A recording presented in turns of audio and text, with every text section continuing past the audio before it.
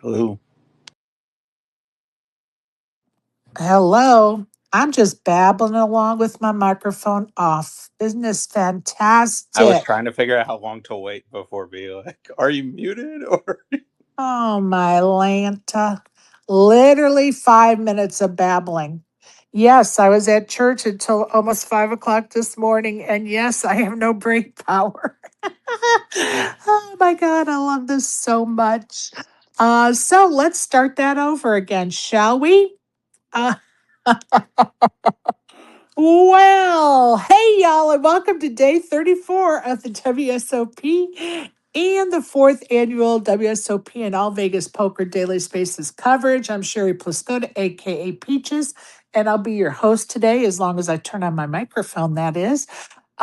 So welcome. Please be reminded that we will always try to give the most updated and accurate information possible, but we are human and the information is always fluid in the poker world. So please make sure you double check any information we provide to ensure yourself the best experience possible.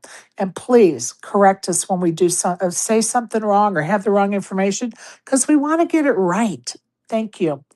Don't forget to subscribe to my YouTube channel, Sherry Pliscota 9212, where you can find the recordings of my daily spaces and interviews. It's free of charge to subscribe. And there's some great spaces and interviews there for sure. Some great ones to listen to. The quilt for charity fundraisers over. And as you guys know, I've been waiting for information from the Poker Gives folks, and Lupe's been a little busy, but she did send me a DM, and I'm $25 off. And I just got that DM, I don't know, about a half an hour or so ago. And so, of course, I haven't had a chance to look at my spreadsheet to see where we differ, but I will be doing that once I get off of air and we can hopefully do that drawing today. Hopefully it's just a typo I have, or maybe I, just left something off. So fingers crossed it's a simple fix and a simple find for those that have book kept before, sometimes. I can remember one time I hunted a penny on a bank statement one time for probably 4 hours and finally realized that the deposit they didn't put the deposit in and they left a penny off the deposit at the bank. But anyway, so we all know what that's like trying to find an error. So hopefully I'll find it quickly and we could do that drawing today and I could check that off my list for sure. Looking forward to giving that to somebody. Let me try to get some microphones out here while I do this. Okay. Um, don't forget the TDA Summit is tomorrow. Starts at at 8 till 9 is the registration over at the Poker Go Studios. I know Matt Savage has been working really hard putting that together. So get there or be square. I'm going to go after I do the space in the morning from my hotel room. Then I will head over to that TDA Summit at the Poker Go Studios. Again, thank you to Sean McCormack, Craig Larson, and the entire staff of the Bellagio. They took great care of us. They hosted our 7th official Spaces meetup game, and it was fantastic. Had some great pizza, and better yet, some great fellowship and poker. Congrats to Kai Maxwell, who was our trophy winner that day. So he got to take home that beautiful crystal trophy because he was our chip leader. Also, Keely Anders, hats off to her. Congratulations to her. She won the drawing for the ladies poker package at the Hippodrome Casino in London, which she was very excited about. If you hadn't seen that video, yeah, look down my timeline, you'll see it. She's very excited. Friend of mine from Atlanta. And yeah, I'm happy for her. So she'll let us know and give us the update. Hopefully, she'll join a space after she makes that trek to London and tell us all about it. So thanks to the Hippodrome Casino and to Carrie Jane Craigie, who gave us that package to give away. Very exciting to be able to help somebody by offsetting their cost to be able to go to that event. So very cool indeed. So let's go and start talking with each other. And before we get any further, I'm just going to make a blanket statement. For those that have been around me in spaces, you know that when something that I consider is a negative toward me or just a negative, I choose to not give it air on air or in my space because in a lot of cases, that's exactly what the assholes want. They want the clicks. They want the galaxy gas, as they say here in spaces. So for me, I don't want to give them gas. I want to shut it down. I want to focus on the positive, not the negative. So with that in mind, I'm just going to make a blanket statement, and then we can talk about the successes of what's going on at the World Series of Poker and Vegas and all Vegas poker. So there is, you know, absolutely no one should be attacked viciously on social media or in chats of live feeds of poker. It's disgusting. You don't have to like or agree with a person or anything. You don't have to agree or like anything about another human being. But you do need to be kind and respectful. So we will be focused on Aubrey's poker. We will be focusing on her hand histories. We will not be discussing the hate and vile comments, for I believe that gives them air to fly. So for fuck's sakes, people, if you can't say something nice, shut the fuck up. Plain and simple. Shut the fuck up. It's disgusting. There's no place for it anywhere in the world. How many times we hear people say, oh, but, we've got to be kind to each other and we have to be nice and blah, blah, blah, blah, blah. And then on social media, what do the same people do? Get on there and attack somebody. No, you have to walk the walk. You have to walk the fucking walk. So that's all we're going to say about those comments and the people that are making it, because honestly, I don't want to waste a fucking second on them. I want to focus on why we're here. And we're here for poker in Vegas right now. That's why we're here. So I appreciate you guys listening to that statement. And I felt it needed to be said. And I felt like we as a community have to continue to stand up for what is right for the human race, whether you agree with something or not. The overall picture is the human race. And you have to stop being so selfish and thinking that it's only about you and your thoughts, because it isn't. It's about the human race. Okay, I'm getting off the soapbox. Getting off. I'm tired, so I could babble. I'm sorry, y'all. All right, let's keep it moving. Hey, ASG, how are you this morning? I'm doing good, and I don't know if you actually watched the stream, but yeah, Tilly was so good. I don't. If you didn't watch it, you should really go back and check it out. All right, I was playing a cash game after I went to dinner last night. And so I was listening as I was watching, as I was playing, and Tilly did a great job. And you guys know I love her anyway, but, and so I'm biased, but she did a fantastic job. And honestly, uh, I wish they would have really thought about it, because it was a perfect opportunity to have two females in the booth. Yeah, they could have Jen put that Tilly. Australian woman. Sorry, I forgot her name. Joey knows it. Joey, what's her name? Or Sherry? Isn't it Celine? Joey, what is it? I just know her as Australian Celine in my world. Yeah. That would have been the perfect opportunity to have two females in the booth calling the ladies' event. Come on.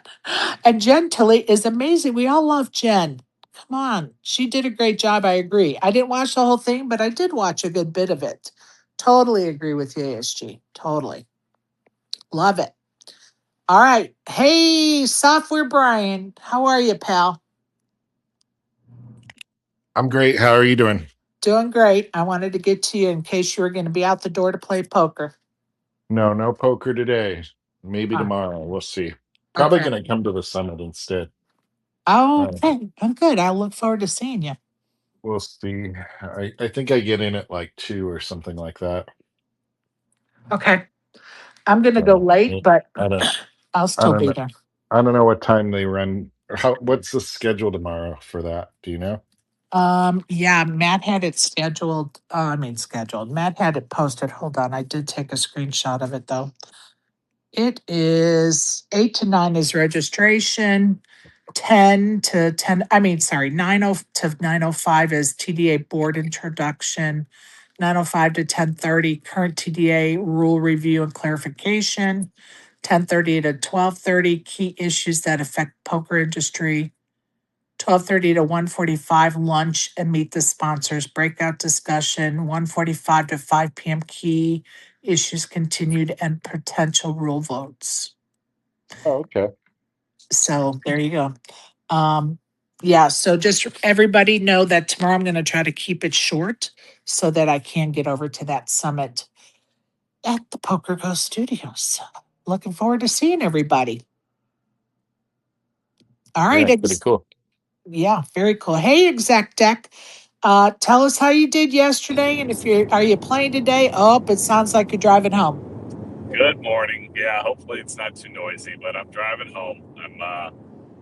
I feel like I played well. I had two bad hands that were just came down to a little bit of bad luck. A lot of the field got short stacked pretty quick. Those blinds went up, and I was hovering around 20 big blinds at the third break, and then had ace king raised on the button. Big blind shoves on me for about 60% of my stack. I've got a call, and he had ace queen, and the queen came up. So lost a big chunk of my stack, and then tried to recover, but wasn't able to, and got busted out like right at the end of level 15, I think. Oh, that was a long day, buddy. Yeah, it was a lot of fun. I mean, I had no problems with playing that long. I settled in, was super patient, kept hearing Joey in my head, so that helped a lot. Appreciate you, Joey, and your tips. Yes. I folded a lot of small blinds where I just had junk, and I said, you know what? I don't need to be in this hand out of position with junk. So wasn't There you stubborn go. about that stuff. The table was just stacked with people. I go onto the app, and you can click on everybody's name at your table, and it's like, oh, he's got 100,000 in earnings, 150,000. I played with this one guy, I forgot his name. He got 25th in last year's main event. So there's Nice. a lot of good players. So felt good about it. Can't wait to do it again. But Good for you. still on a nice high from the meetup game. Thank you for all your hard work. It was such a fun time. What a great group of people, and it was just such a pleasure. So I appreciate it. Well, thank you. And I appreciate you and your support for sure. And I'm sorry yesterday didn't go completely the way you wanted it to. But kudos to you. You made it many hours. And guess what? You're learning as you go and you're adjusting. And, sometimes that means more than the bottom line. And as hard as that is to think about, but you have to realize that seat time is so valuable and you're learning and you're adjusting. So kudos to you. Thanks. Yeah, I was card dead for quite a long time, and this one guy next to me, this older guy, had like 20 cashes World Series on his thing, and he goes, "Oh, you're finally playing a hand." And I could just hear Joey in my head, like, "Hey, man, don't. This is not an ego game," And I ended That's up busting the right. guy out later. So, yeah, it was great. I loved it. I had a great time. I love it. Good for you. And when people say that, yeah, you have to, and it's hard to get to the point that you can do it. But when people say comments like that, the first thing that comes to my mind is why'd they say that to me? Like, what's the motivation for them to say that to me? And it's really just to try to get me into the tilt mode, right? Now, I'm going to tell you, I'm not a tilter. I'm just not. And so I just giggle and I'm like, okay, dude, you got to do better than that. I mean, you got to do better than that. But yeah, I always try to look at why did they say that to me or say that to the neighbor? Like, what's the motivation? And, probably 90% of the time, if I had to guess, it's just trying to put somebody on tilt so they can have your brain power. Yep. I felt that he was just a little mad because the hand I did play out smoked him, and so that was his comment. Yeah, I didn't take it Love personally. it. I Yeah, just thought, oh, okay, you're paying attention. All right, good. And that's it. Love it. Good for you. Now, how close are you to home? Or are you just starting out? I left about an hour and 20 minutes ago, so I've got another 4 hours to go, maybe roughly. Okay. All right. Very Yep, good. You be safe out there. Be Thanks. Have a safe. good rest of Yep. the time in Vegas. Oh, thank you. This afternoon I'm sleeping. I'm just going to tell you. I'm going to hope that I can look at the spreadsheet and find the error very quickly so that I can plan to maybe meet somebody to help me with the drawing. So then I'll take a nap and go do the drawing. So fingers crossed that it goes as planned. But, here we are. Here we are. All right, Joey, it's you, buddy. It's you. Thank How you, are you? Sherry. How are I you, am bud? awesome. And I Oh, just have to say thank you for putting out that disclaimer in the very beginning. yeah. And if anybody has a problem with that, well, I have a problem with them. And I won't get into all the personal reasons why I have a problem with it, but it's personal to me. And if it's personal to you, Sherry, it's even more personal to me. You know what Well, I'm saying? I Okay. do, and I appreciate that. And it just needs to be said. Like we're just human beings, folks, and we got to Yeah. take care of each other because we're only as strong as our weakest link, folks. We're only as strong as our weakest link. So we got to Yep. take care of each other. So and and when we do that, it's a reflection of who we are. And when we don't do that, it's also a reflection of who we are or are not. So appreciate that, Joey. And Yeah. without further 100%. ado, I'm going to let you take us through the lesson today. And here is Joey Gargiulo, folks. Thank you. Thank you very much. And what a perfect segue into today's lesson. And, my journey is very interesting because I just been discovering over and over again that the universe put me in the place of being the common denominator, if that makes sense. So, like when a topic comes up or something, it's not just like I have to go and research it. For some crazy reason, I lived it and I continue to live it. And I kind of like that, so, and ExecDec, thank you for that shout out. And when you and I have time, we're going to have some conversations because we have a lot of common denominators, you and and I can help you to show you how to apply it to poker. But today, the common denominator really has to do with the positivity and treating people like humans, because the lesson is respect the floor and the dealers.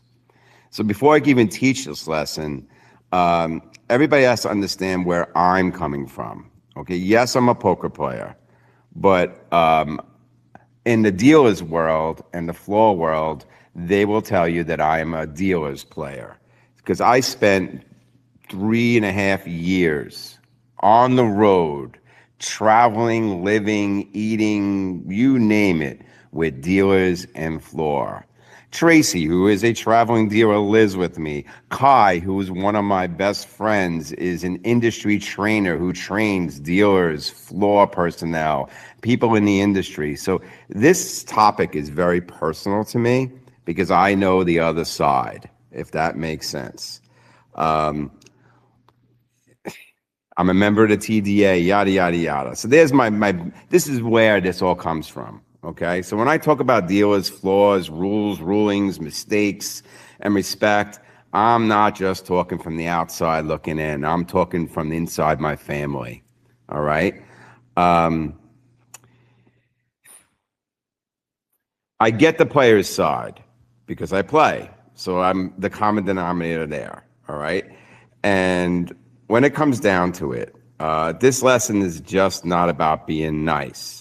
This lesson is about protecting poker itself. The lesson is about respecting the people who keep the game alive. It's about understanding that dealers and floors are not objects, they're not servants, they're certainly not punching bags, and they're not emotional garbage cans for players who can't control themselves. They're human beings, people.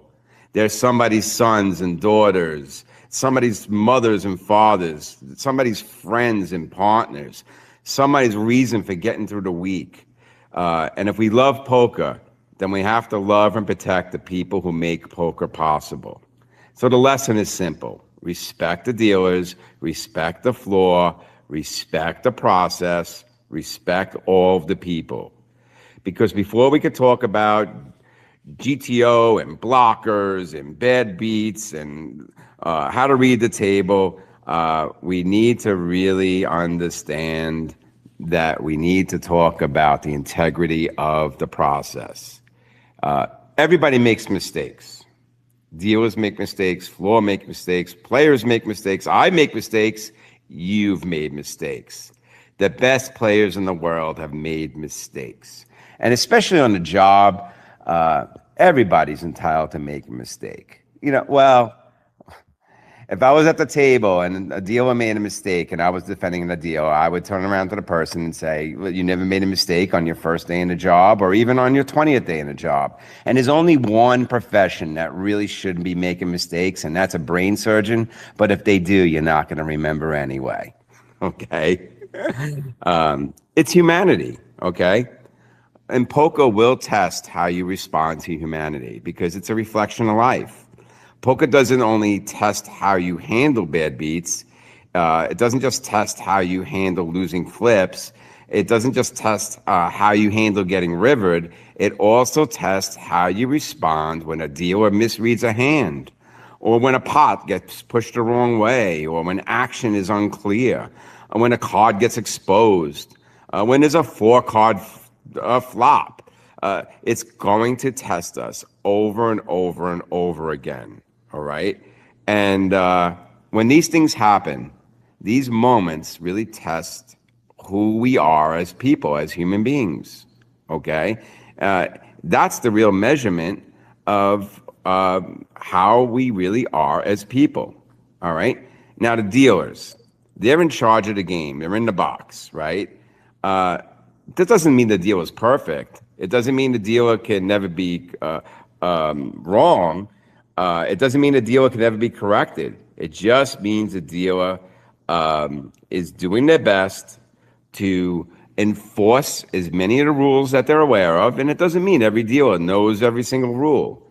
The dealer controls the action. They protect the pot, right? Think about all the things they have to do. They have to protect the pot, watch the button, watch the blinds, watch the antes, watch the muck, watch the board, read the hands, listen to the verbal declarations, and they're all different languages, different tones, right? They have to manage the chip movement, manage the side pots, forget about those side pots, they're ridiculous, right? And they have to manage us, the personalities, on top of everything else. And while they're doing all this, they're supposed to keep the game moving, and they have to stay calm, they have to smile. People blame them for stuff, and they have to just take it on the chin. And there's just so much going on for a dealer. And half of them, the ones that work their ass off, are exhausted because they have no sleep, all right? It is not easy being a dealer, okay? So don't talk down to them because you're frustrated. Don't say things like, what are you doing? Or, you people always mess up. These are the stupid, ridiculous shit that we hear at the table all the time, okay? When something goes the wrong direction, take a breath, put your feet on the ground, and remember, this person is human, okay? And the floor is the authority. Their job is not to make every player happy. The floor's job is to make a final decision as quickly as possible. And that's a hard job because when they come to a table, everybody's yelling, everybody's speaking, and it's just insane to be on the floor. When they get called, somebody obviously is usually already upset, and somebody who's not upset may be upset after they leave. Because if somebody believes they're wrong, someone else thinks the deal made a mistake, or some mistake was made, someone thinks another player maybe violated a rule, or someone has chip counts that are wrong, money that's wrong. There's just so much going on, and we're dealing with money here, so that brings out the emotions in a lot of people. Okay, when the floor has to walk into that energy and gather the facts, it's not easy. They really need to listen to the dealer first. Everybody should just shut the fuck up. Let the dealer talk, okay? And then there will be opportunity, like a trial, where the players should be given the opportunity to plead their case, okay? Sometimes the decisions go our way, sometimes they don't, because they have to make the decision very quickly for the love of the game and the speed of the game. But once the floor makes a final ruling, you have to respect it. I love what PADS put out. So everybody knows the other day, PADS had a situation. If you're not familiar, Patrick Leonard, superstar, great poker player, super great personality. I love playing with him. He was in a situation where he shot out a bluff. The floor was called because there was a clock. He put his player in a think tank. And the floor counted back 3, 2, 1. The hand is dead, and yada yada yada. Well, the hand somehow wasn't dead because we're not going to go there. The bottom line is that his first initial reaction was it was the worst decision he ever saw, but afterwards he said, "I respect the decision," and that's what we need to do. There's no other way around it. All right, it's like going to court and trying to plead your case, and the judge that day just sees things one way, rules against you. You just have to respect it. We respect the judgment, all right? We don't try to embarrass anybody. We don't turn the table into a courtroom afterwards, right? Because then we got ego involved, and oh my God. The floor is just there to make a decision, so respect it. Respect they're doing their best with the information that they have. It's really, really important, all right? Now, a couple of things that you can do to help plead your case. Me personally, well, if this was a courtroom, I'd like to be the last person to give a closing argument. So let everybody speak, let everything happen, sit there with my lips zippered, and then you know what I do? I raise my hand. It gives me more time to gather my thoughts and construct a very quick, because the floor doesn't have time to hear, all kinds of crazy shit, but a very quick, intelligent response. And the way you should say it is, this is what I saw from my seat. State the mechanics of what you saw.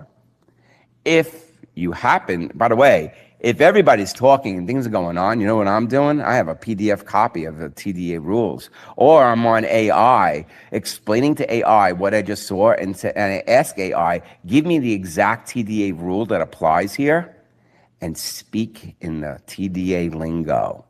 Because that's the language the floor knows, okay? I'm not saying that a ruling will still go your way, but if you raise your hand, Mr. Floor, Mrs. Floor, this is what I saw, and I do believe rule boom, boom, boom on page whatever governs this situation. Let me tell you something. 9 times out of 10, if the situation really is in your favor and the rules are behind you, the floor will pause and actually see things your way. I've actually had, the best thing that can happen is we put the floor in the think tank. And I've had the floor walk over to other people on the floor, walk up to theirs, and have a little huddle. The way referees on a football field, right, have a huddle to discuss the situation and the rules. That's the ideal thing that you would want to happen. It doesn't still mean that things are going to rule in your favor, but you're giving yourself the best possible chance to have your argument heard in a positive, civil way. I hope this all makes sense, but that is the only way to really do this the right way. Otherwise, you're just part of the chaos. I can go on forever and ever with this, but I can, just speaking from experience, that when things have happened and I have gone about it that way, that now I've been in situations where I'm not even involved half the time in what happened. I just sit there when the floor comes over with my lips sealed, and I've actually had members of the floor across the country, this has happened, after everybody's done, look directly at me and say, Joey, do you have anything to add? What did you see? And do you have anything to add?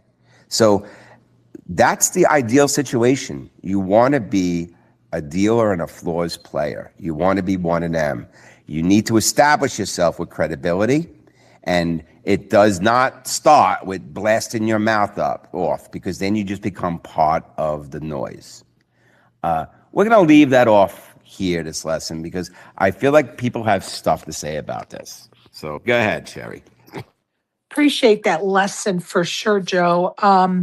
And it all goes back to, as you alluded to, we all started somewhere, and we all had the first day at the poker table, and we all can, if we stop and think about it, we can remember how nervous we were, how many mistakes we made, how hard we tried, how badly we were perspiring because we were so nervous and just wanted to do it right. And so we have to sometimes, when we're in that situation at a table, try to remind ourselves, hey, we were beginners once too, but at the same token, money is at stake and it's about being tactful. And I always found it best to just start talking very quietly to the dealer and hoping they focus on my voice and just walk them through. Okay, now bring in the bet and leave out the raise so people can visually see what, and unfortunately that didn't happen this week for, as I told you guys earlier, I had the worst dealer of my entire poker career the other night in the ladies warm-up event. Number one reason, she didn't speak English. So how can we help her if she doesn't speak English? And I'm sorry, but that should be the number one requirement to be in the box. That's the official language of the poker tournament is English. And so how can we help her if she doesn't understand it or speak it? So, that was a different caveat, but that was the first time I ever ran into that. And she had no clue what she was doing. Had she had broken English, but at least knew her job or knew 80% of her job, it would have been different because when we were communicating, she would understand the corrections, right? But she didn't know the game. She didn't know how to deal. She didn't know how to, make change. And then when people were telling her, give her 400 back and change, she had no clue what she was being told. Like, it was insane. So setting that type of dealer aside and just the newbie dealer, and I've said this a million times, if we want good dealers, we have to help train them. Some may not think that's our job, but it is. Just like we have seat time to get better as poker players, they need seat time to get better as dealers. And if you chase them away, we're never going to have good dealers. If you chase the new ones away, we're never going to have good dealers because guess what? They're not coming back. So who's going to replace them? Oh, another new dealer. So anyway, that's my 2 cents, Joe. Yeah, I totally agree with that. I'll tell you, with modern technology, what I've been doing is this. I mean, first of all, when a dealer pushes in the box, if it's a dealer I don't know, I ask them their name if they don't have a name tag, and I ask them where they're from. And I will put Google Translate on my phone and set it for whatever language that they speak. And I would just say hello in their language. And that's it. Just establish that, wait a minute, and a light bulb goes off in the dealer's head. Now, communication is here. And I've actually used that, and I'll tell you where I got this from. And I can't say his name, but I have a good friend who works for WSOP, who is in charge of retraining. So every day they pull 20 to 30 dealers off the floor and put them in a room with some poker tables. And this one individual has to train these people from all different countries. So he's been using meta glasses which translate in order to even speak to them. And I'm like, wow, that's a great idea. You know, like I could have a translator on my phone. So when I'm just gonna say yeah. too, the best idea is to have people that speak and understand English. That's the best Yeah. idea. And That's a hiring situation, I know. I am not now. If I go to a different country, yes. Because why? I'm going to try to fit into what's going on in that country. In Rome, do what the Romans do, kind of thing. But here, we have English as the official language of the poker tournaments. The dealer should speak it. I don't care if it's broken, but they should speak it and understand it 100%, right? Yeah, and I hope if somebody's 100%. listening, I know. I hope if 100%. somebody's in charge of hiring is The listening to player that. should not have to have AI, a translator, and everything else to sit down at a World Series of Poker in the United States tournament and have to translate to the dealer. I'm sorry. I will never say that's what we should do, ever. Ever. That's just my opinion. You guys could disagree with me if you want. But it's up to the WSOP to screen people to make sure they understand the language that is the official language of their tournaments. Plain and simple. As far as I'm concerned, go ahead. No, I agree. I mean, we're expecting pocket tens and we're being dealt 5-7. We're asked to like do something with it. You know, like it's like we shouldn't have to be, we should be able to not even deal with that situation. I totally get it. Well, and guess what? If we have grown so much that we don't have enough dealers, then maybe we need to go down to 90 tournaments instead of 100 tournaments. If it's that big of a problem that we can't even find people that speak English to be our dealers, then maybe we need to cut back on how many dealers we need. And the only way to do that is to cut back on the amount of tournaments we have. So guess what? Think about the whole picture, people. The whole picture. It's supposed to be better service and customer service, not worse. But is the almighty dollar worth it? I don't know. Is that the priority and not the customer service? I don't know. I don't know. Just food for thought. Just food for thought. And this is why I'm a huge supporter. I've been a huge supporter of Kai's vision for the past 5 years about turning poker dealing into vocational schools where I mean, there are only maybe 3 or 4 colleges in the country where dealing is on the curriculum, and there should be more. It's a vocation. There are more college courses on becoming an auto mechanic than there are becoming a poker dealer, and that's got to change. And the Kai Maxwells of the world are changing that, and Kai is fully supportive of all the other schools because collectively, if we treat it as a profession, a vocation, and have true vocational training instead of just hiring people through 6 questions on the internet like Tracy found out, it will change the world and our world, the poker world. Right. We need to take it seriously. It's a vocation, Well, you know? Tell me, go ahead, Ashley. Yeah. I'm trying to figure out where to start because there's so much. But I guess on the current thing that like you got to talking about, you know, actually I will go back a little to just go. You shouldn't have electronics on the table. So like you shouldn't have a translator. You shouldn't have Google Glasses. So you shouldn't have anything that should have the ability to translate when you're playing on the table. Secondly, yeah, the casinos have training. It's just that when it comes to like the World Series of Poker, they hire these people off the street, don't give them real training, and that's a lot of the issue is they, Right. you know, they don't spend enough time training them before they just send them out to the wolves, so to speak.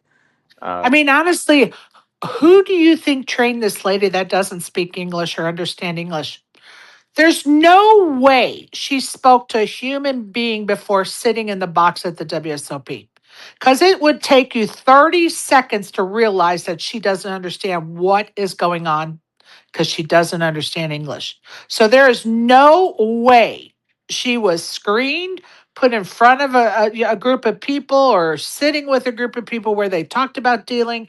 There's no way. There's no way this lady. No way. There's no way. Go ahead, ASG, continue. Yeah, and then the same reason, like, you go to, so not only do they, and then they need a ton of dealers, and then the experienced dealers, why would they leave their casino or whoever's they're paying them for less pay to go deal at the World Series of Poker, where they're like given maybe like I don't even think they get paid for full lodging, like they don't get a full stipend, or They don't. They don't get paid. yeah, Their housing is not paid for. yeah. So like there's no reason, if you were employed and were supposedly a good dealer because you're a good dealer at these other casinos, that you would then go to the WSOP. So yeah, they just hire these people on the street and don't even give them the full dealer training that a standard dealer would get when they're hired to begin with. And I really think we have to go back to the numbers. And you know what? Maybe we have too many tournaments because we can't even supply enough dealers for them. And that's really what the bottom line is for me is, okay, the dealer pool is really bad right now, which, we need to reevaluate. And I know nobody wants to hear cut out some tournaments, but guess what? I'd rather do that than put up with a dealer like I did the other night. Go ahead, playful primates, aka Isaac, I believe.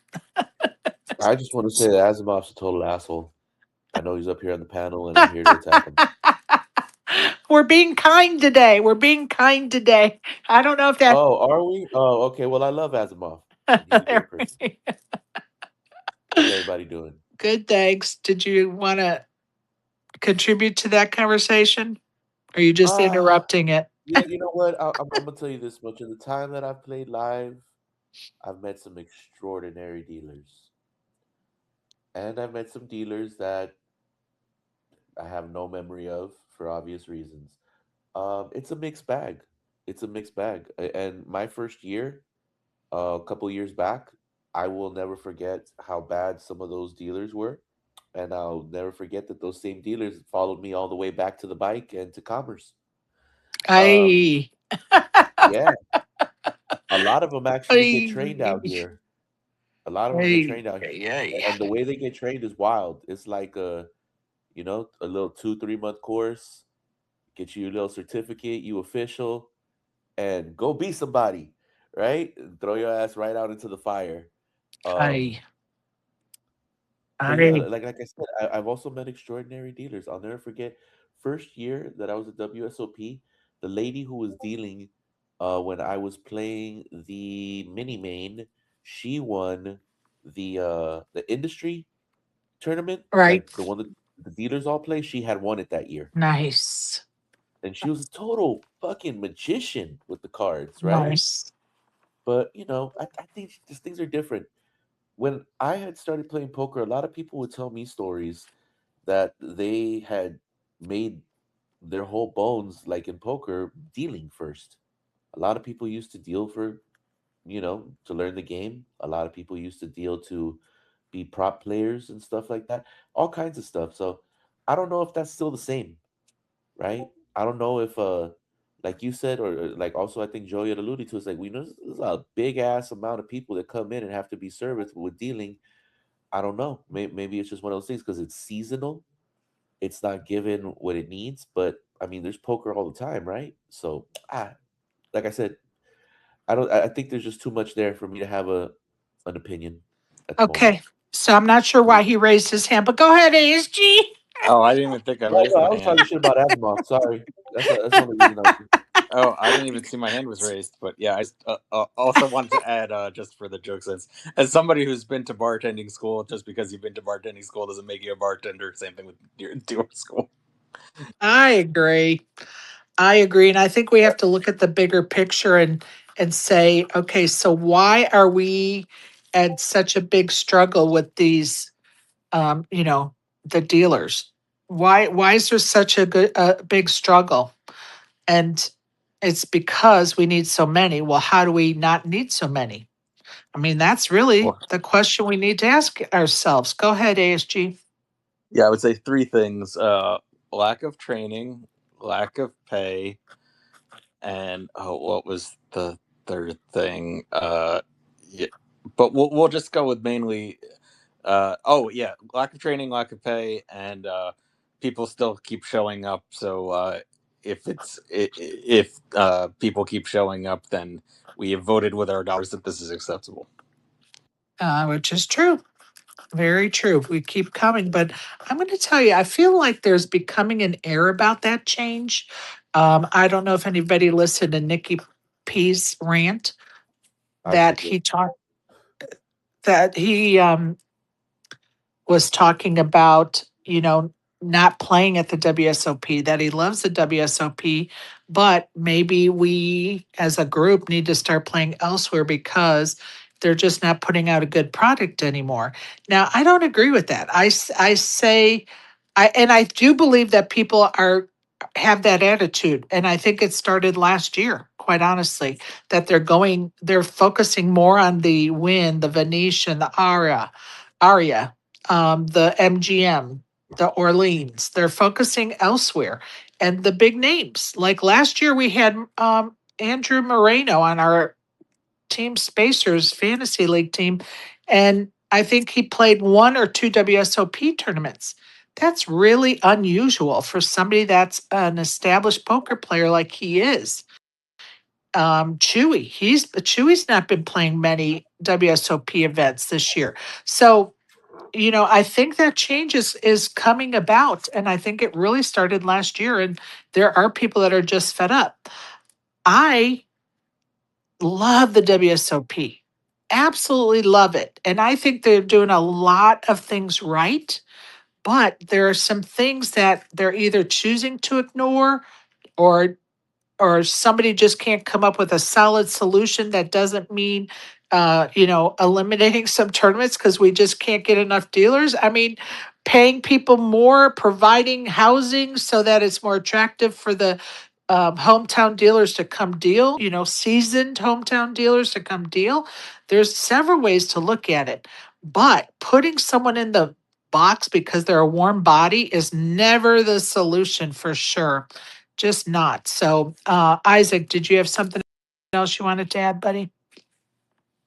Uh, totally off topic. What's this whole thing with this Aubrey girl from the ladies Okay, event? stop. Stop. Isaac, we're trying to have this discussion about this topic. Sorry, yeah. Okay, Sorry, man. Okay, Isaac, I need you to go to our DMs and look at my statement I made in there. And then I need you to go back and listen to this space. And we are going to focus on Aubrey's poker, and that's it. I'm not going to make my blanket statement again. You missed it. You'll just have to go back and listen to it. Right now, we're talking about the dealers at the WSOP. So, Joey, do you have anything else you want to add to that? Yeah, so let's circle back. All right. This is how the universe is testing us. They're giving us the worst case scenario, right? And then with the worst amount of mistakes that we can handle. And the universe is basically saying, okay, deal with it. And the first reaction from everybody, even those that are calm, are emotions, right? We're feeling very emotional because it's not just about this dealer in the box who just made that mistake, who can't give change of 400 because they don't even understand what 400 means. Now we have the entire problem on our head, and this is why tempers flare. And this is why we need to put our feet on the ground, breathe, raise your hand, and say, floor. That's it. Nothing else, because you're not going to get anywhere. And let everybody else's tempers go crazy while we are the voice of calm.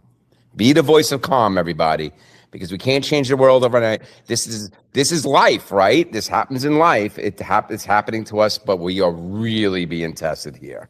And some All people are right. failing the test. They really are. All right. Thank you for those comments. Barry, try to be less like Isaac this morning. Welcome, Barry. Go ahead. Yeah, good morning. I missed the first half hour, so I'll probably have to circle back and listen again. But just to address the elephant in the room, if you bear with me for 1 second. Yes, I did throw the toilet paper. I threw the rice. I threw the toast. I held the newspaper over my head, but I didn't dress up. I know every word to all the songs. Yes. So just to set the record straight. Yes. And for those that may not realize what he's talking about the Rocky Horror Picture Show at the Sphere in 2027. I highly recommend you research it if you don't know what it is. Barry, when's the next time you're playing, by the way? Borgata has a series coming in July. So Awesome. I should be there for a week. Yeah, I think the first time I saw that was I was 12 when it Love came out. it. And then when I was old enough to go to the A Street Playhouse for all the midnight showings. So yeah, fun times. Yeah, if you can find a midnight showing of the Rocky Horror Picture Show between now and the time it opens in the Sphere, typically around Halloween time, I highly recommend it, people. You won't regret it. They've been ASG. having a they Oh, go sorry, ahead. they've been having a run at Studio 54 here in the city, like Oh, their Broadway show. And a few famous people are in the cast. I love have that. no interest in Juliet Lewis, I think is playing Magenta. So it looked like good Oh, times. love that. Love that. Go ahead, ASG. Okay, yeah. So I was just gonna go all the way back to Joey's actual lesson, and I'm gonna say that I get, well, either to disagree or just to say what I've done. I definitely have told the dealer many times, "What are you doing?" Like, I definitely think that like helps stop them, maybe, and also like maybe goes to process like what do you think you're doing versus what actually should be done, and then same thing when the floor comes over. I am immediately correcting the dealer if because that's how often the mistakes slash bad rulings are made, is when the dealer starts explaining things that aren't actually how things went down or what happened or whatever. So yeah, I'd say in both those circumstances, I'm going against what Joey's saying there. I love it. Go ahead, playful primates. God damn it, Software Brian was here earlier and I missed him again. Yeah, that's what happens when you think you're a hotshot and come in late every day. Hey, I don't think I'm a hot anything. Just like all right, but no, that's two that I've missed the guy, and you know it's funny. I think I just missed him, so even worse, even worse. But yo, I gotta say, I can't wait till the day when I play on the table with ASG. I just have a feeling I might have a lot of fun. Oh yeah, I'm sure. Well, when you come to the city, oh, actually, we don't want to play in the city. Those games are terrible. But yeah, we'll figure it out. I got a basement in Queens. Don't worry about it, ASG. Oh, there you go. Oh, We can play in Barry's basement. That's what the fuck I'm play. talking about, Barry. Hell yeah. Hell yeah. I love it so much. Love it so much. Okay, you guys. I think we beat the dealers to death on that one. Not literally, of course. But it's just because we're passionate. We care. We want it to improve for sure. And there's a lot of different ways to look at it, better pay, housing, whatever, to bring the better dealers here. But something's got to give. Something's got to give. And we all know the WSOP makes millions of dollars every year. So that's all I'm going to say about that. All right. Winners around town. Eric Bunch took down the Venetian $1,100 deep stack tournament number 68 for $185,000. My friend Tony Burns bubbled Aria's mystery bounty, but he took home $13,000 with his bounties. Timur Margolin took down the Win $1,100 250K guarantee tournament, no limit tournament. It was for $54,000. So congrats to those winners around town. Joey, am I right in thinking that the Sterling Club is at the Palms? No, you are. It's actually a private.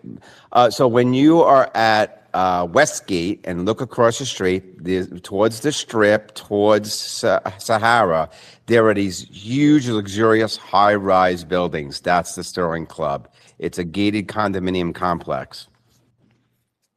Wait, that's where the poker charity thing's going to be tonight? Yes, Matt Stout rents out the club where, the private club, their clubhouse club. So it's inside private a condominium complex across the street from Westgate. Okay, so what am I telling the taxi driver? The Sterling Club. Okay. It's well known in Vegas. You just say, I'm Okay. going to the Sterling Club. It's on the map. They'll find it. Yep. Okay.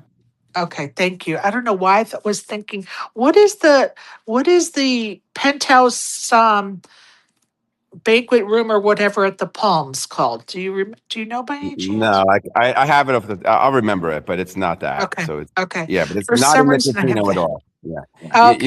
You're going to the high-rise towers, and now you'll know what those towers are when you're there. You're like, oh, I've always seen this from the Strip. I never knew what it was. Yeah. Okay, so when I get the taxi over there, I'm looking for the clubhouse. No, there's a gate. There's right in front of the gate. There's the valet and the entrance, and when you walk in, you just go upstairs. Okay, It's very perfect. simple. You can't get lost. Just follow. Okay. Just follow the crowd. It's easy.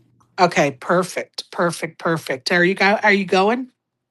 I just with Colette has to work. She starts work at 3:30 in the morning, Yeah. so we can't do it. Yeah, but it's a great cause. Shannon Elizabeth is amazing, and you can't go wrong. Trust me.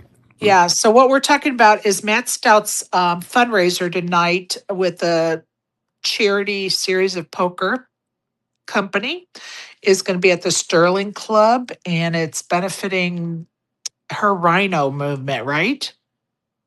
Yeah. So for those who don't know who Shannon Elizabeth is, the movie American Pie.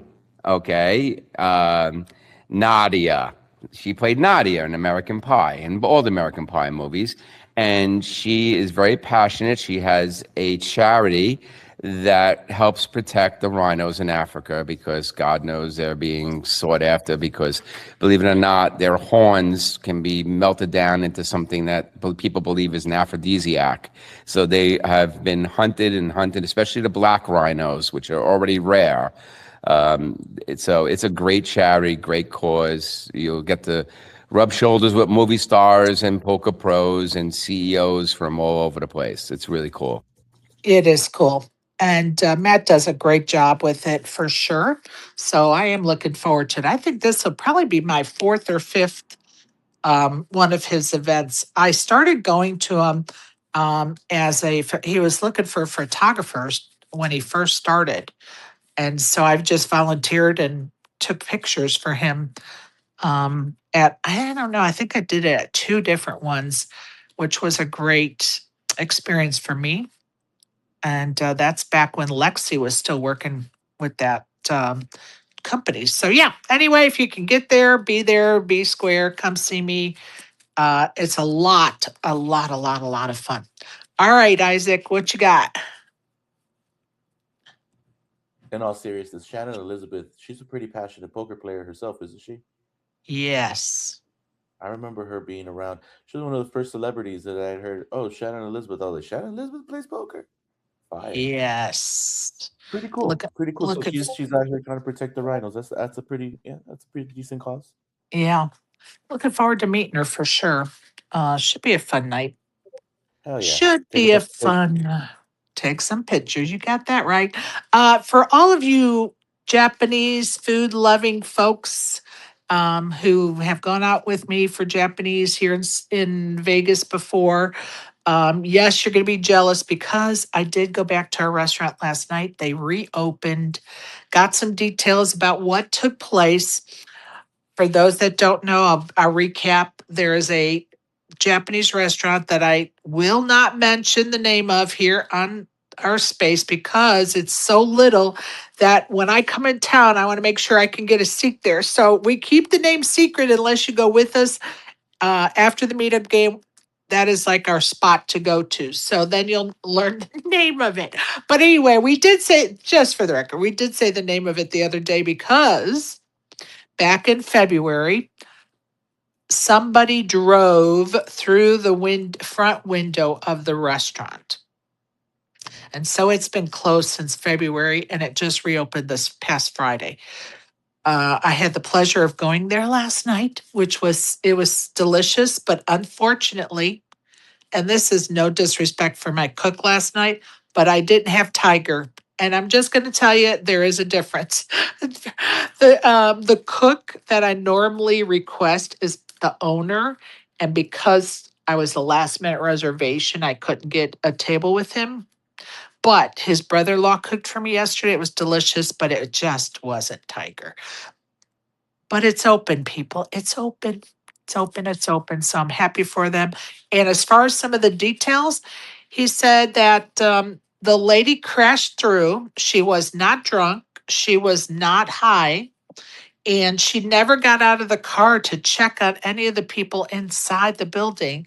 And the guy said, the cook said that the chef said that he actually started to video her sitting in her car. Now, mind you, let me go back. He was actually cooking at the table or the cooktop where the car came in. And so he actually got hit by debris and so on and so forth. And he said that he actually started videoing her because she was sitting in her car, never got out to check on if she hurt anybody, if anybody needed any help or nothing. As she sat there, she got on the phone with family and friends and was laughing and carrying on about what just happened. So bad that he started videoing her, and they used that when they had the lawsuit or settlement or whatever the hell. It was just such a horrible testimony to mankind and some people in this world today. Could you imagine running into a business is not get out to see if everybody inside's okay? Like, what world are we living in right now? It's disgusting. Go ahead, Isaac. I'm very happy that you were able to go back there.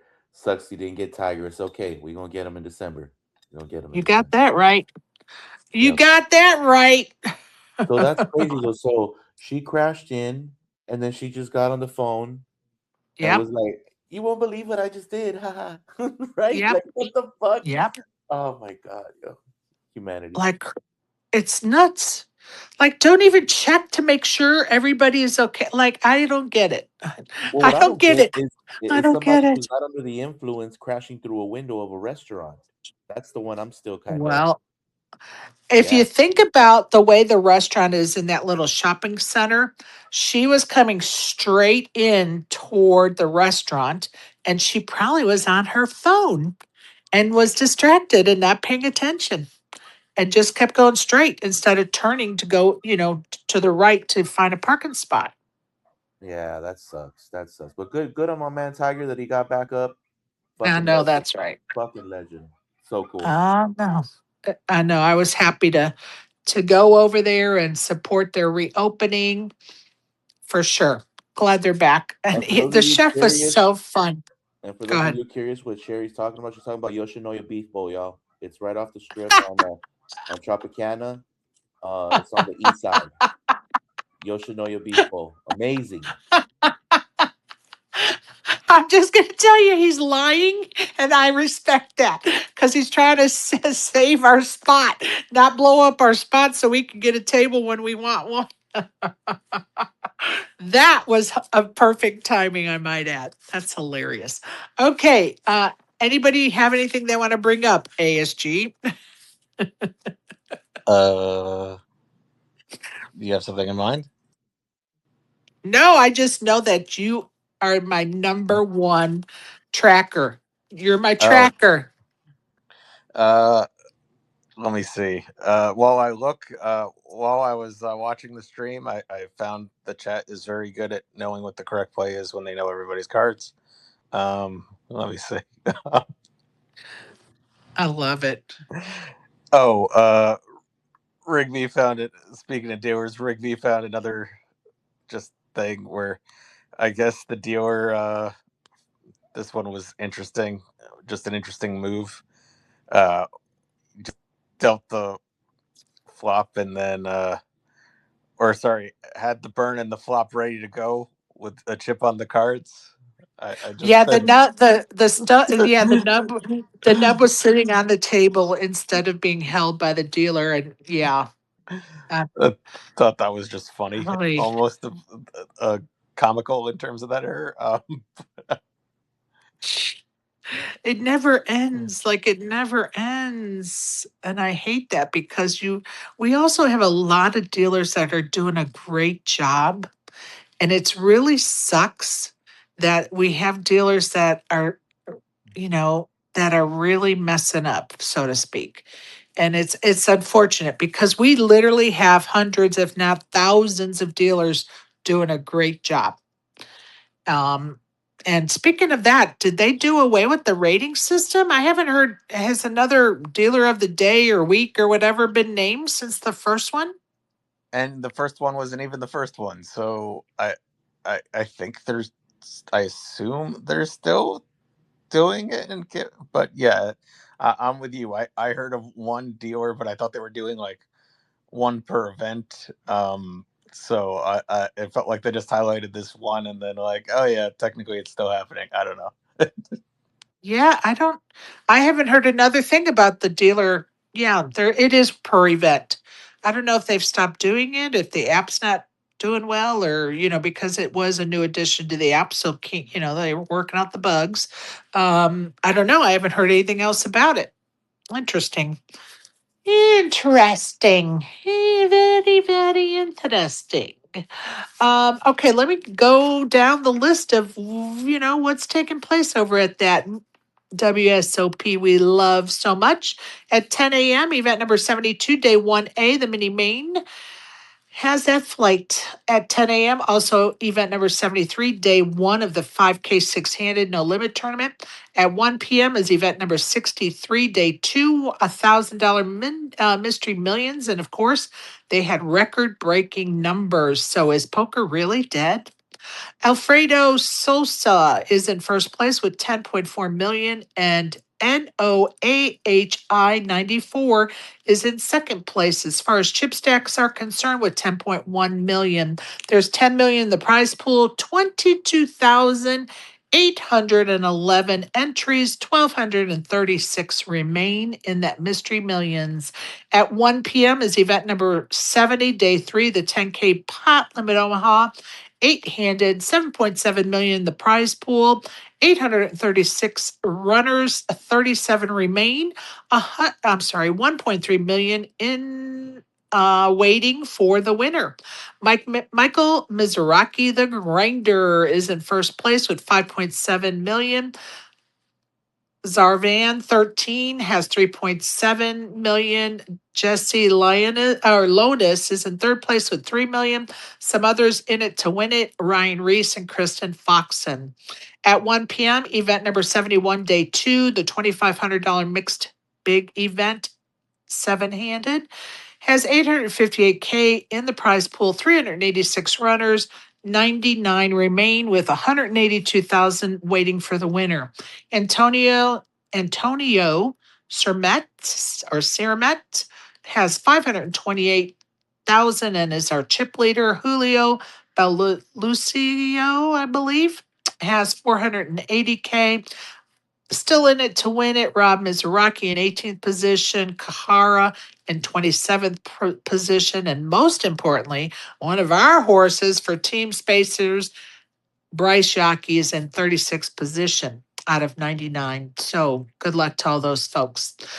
Event number 74 takes off at 2 p.m., day one of the $1,500 eight-game mixed tournament. Ladies event number 68. 1K ladies event, 1.2 million in the prize pool, 1,475 ladies or entries, 6 remain with 194,000 waiting at the top. And that number of 1475 is beating last year's number of 1,300. And I want to say it was like 1,368 or 58.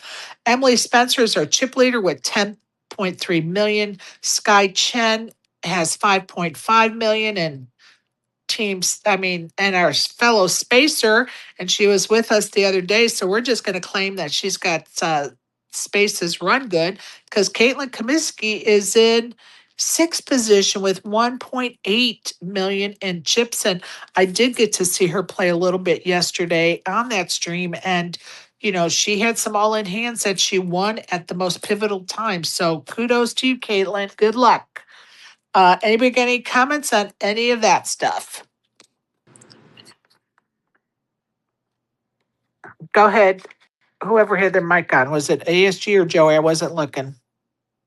Well, I did, and then I saw Isaac raised his hand, so I wanted Isaac to Ditto, ditto. Let Isaac go first. Okay, perfect, because I wasn't looking. So thank you for that, guys. Go ahead, Isaac. All I'm gonna say is go, Caitlin, go. I give it up to her because they interviewed her day 2 or something, and she's like, I'm gonna win, and she's got heart. She's got heart. I actually would love to see her be one of the final 3. No, that's right. I am so excited for her. She's hanging in there and chipping a chair, baby. Okay, who's next? Go for it. So, as a coach of a women's intuitive poker, this reel from yesterday, and I'm sure today too, is like a great training video. But it's even more better training video for men if you really want to see like some of the best women in the world using not GTO, using table reads and intuition. And the calls have been just spectacular, like really spectacular. And they're well thought out. Like has been just absolutely amazing to watch. It really has. Love that. Go ahead, ASG. I just thought it was funny observation I had, and I just want to see if Joey can confirm. Every time they do the mystery hand, it feels like it's always a bluff. Yeah, well, we could thank the folks in South Korea for picking these mystery hands. Okay, yeah, it's like I'm like, okay, let's see what kind of bluff this is now. Like, mix it up, people. Sometimes it should be aces. Sometimes it should be the person that rivers or flops something, but it can't always be a bluff because it's not a mystery anymore. Oh, that's hilarious. Oh my God, that's so funny, Joey. Pardon me. Yeah, you have to go back and watch. It's just the first few times we Kai and I watched it, we beside ourselves. But after a while, I caught on. Like, oh, here comes the next bluff. I love it. Barry, you got anything you want to bring up, buddy? No, I'm sorry. What did you say, love? nah, all good. Okay, perfect. No worries. No worries. All right, let me go ahead and read some tournaments around town since I've been slacking on that the last couple of days. All right, so over at the Win at 12 o'clock is their no limit tournament, $1,100 buy-in, $250K guarantee. At 1300 hours is day 1B of the PLO tournament, $1,600 buy-in, $1 million guarantee. At 1600 hours is a satellite into the Ladies High Roller. That's a $300 buy-in with 5 seats guaranteed. At 1800 hours is a no limit turbo tournament over at the Win. $1,100 buy-in, $100,000 guarantee. Over at the Aria at 11 o'clock, a no limit tournament, $1,100 buy-in, $250K guarantee. And at 1900 hours at the Aria is a satellite into the $1,100 tournament. It's $160 buy-in, 10-seat guarantee. Oh, maybe I should go play that. That would be fun. Over at the Aria. Okay, over at the MGM is their PLO 8 tournament, starts at 11, $600 buy-in, 40K guarantee. And at 1800 hours at the MGM is their bounty tournament, $50 bounties, $250 buy-in, 10K guarantee. Over at the Orleans at 11 o'clock is their no limit tournament, $300 buy-in, 100K guarantee. And at 1800 hours is their Big O tournament, $240 buy-in, 10K guarantee. Don't forget over at Mandalay Bay, 1 and 8 p.m. today, a $60 tournament, no guarantee, 10K starting stack, 15-minute blinds. We'll get to the rest of those in a minute. Hey, Brandon, how are you? Not doing great, but how are you? Did you party that hard at the New Kids at the Block last night? Yes, it's going rough this morning, but we're doing it. How was the concert? I'm so No, the jealous. concert was actually great, honestly. See? I'm so glad you told me about it, and she made me go. It was great. They put on a great show. Did Awesome. they have a I'm bunch so of glad you hits and then enjoyed it. Chinese food make you sick? Is that what happened? I think it wasn't the if I would have just stuck with the 19th beer, I would have been fine. But the 20th beer, that put me, Oh, yeah, that's what hung me over. that sounds terrible. I haven't been that drunk in decades. That sounds horrible. Go ahead, Barry. Oh yeah, speaking of New Kids on the Block, I went to see Barry Manilow last night. Oh, I love How was Barry the show? Manilow. Good, good. He's getting up there, but eventually be the end. Yeah. I saw him back in the day. My sister-in-law was obsessed with him. So all of us had to take turns going with her to the concert because she literally, when he came into town, if he was there like for 4 concerts, she went to all 4 concerts. If he was, not too far within a few hours away, then she went to all the concerts at that city. And like she was obsessed with him. I wonder if she still is. But anyway, well, that's fun, Brandon. How about telling us you are a first time Spaces meetup game attendee. Tell us what you thought about attending your first meetup game. It was fun. Actually, like now my girlfriend and Keely are best friends. Like she Yay. came to the concert with us last night. Aw, that's So it was awesome. fun fun to meet people and fun to bad beat Wolfie. That was also a lot of fun. Okay, how long did you guys stay at that table after we left? Maybe 15 minutes. Okay. Yeah, I hated that you ended up at my table and then we were leaving for dinner because I did not get to take your damn chips. But I have that in my memory bank. And Don't you worry. Sherry, I gotta let you know. I don't know if you know the hand that I got Wolfie on, but you'll never guess what he had. Jax, I was Jax. there for that Yeah. Oh, you still. were there for that still. Yes, and you sucked out on him and took his Yep. chips. My bad. But Yeah, Jax, our famous Jax. it was a lot of fun. Everybody But was friendly except for Turbo, raising all the goddamn time. But I, I had a lot of fun. I really did. oh, good, good, good, good. Glad to hear it. Welcome, Trampy. What are you up to these days? Yeah, I just want to say if you want to take Brandon's chips, join our 8 game. Boom. It's Yeah. easy as take Shut the promo fuck. baby. Shut up. Yeah. Hey, so Brandon, after you and Wolfie made love, did you give him his money back? You feel bad? I did not. No, I did not feel. He did not corner me in a hallway, and I did not give him his money back. No. Stop. Oh my God, y'all are so bad. So bad. Well, I'm glad you enjoyed it for sure. I can't say I'm glad you took Wolfie's chips because that would not be nice, but I'm glad you won. How about that? I'll be diplomatic. Oh, that's fair. I'll be diplomatic. So, are you guys going to the Wizard of Oz now, or what? No, no, I can't. It's $125 a ticket. $250 for no. I can't. All right, fair enough. I wish it was cheaper because I really wanted to do it, but that's just a little bit much for me. Well, why don't I don't know your girl well enough, but would she go by herself? Yes, she would, but if she wants to, I mean, she didn't seem to want to go for that price, so probably Well, not. But I don't know. Maybe she'd go by herself. I'm just saying it's an opportunity. I'm telling you, I enjoyed it that much that I say to you, listeners, like do everything you can to see that show. I'm just saying that. And I understand Brandon, about the money for sure. Cause Brandon's not a worker. Brandon is a loafer. We all know that. Brandon is not a worker. You're right, but I'll let her know that you said that the show was worth it.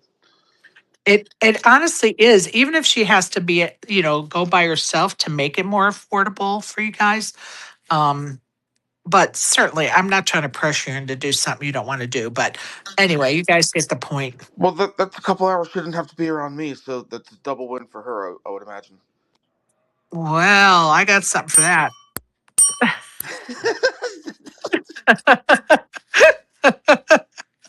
But I'll I'm let her know sorry.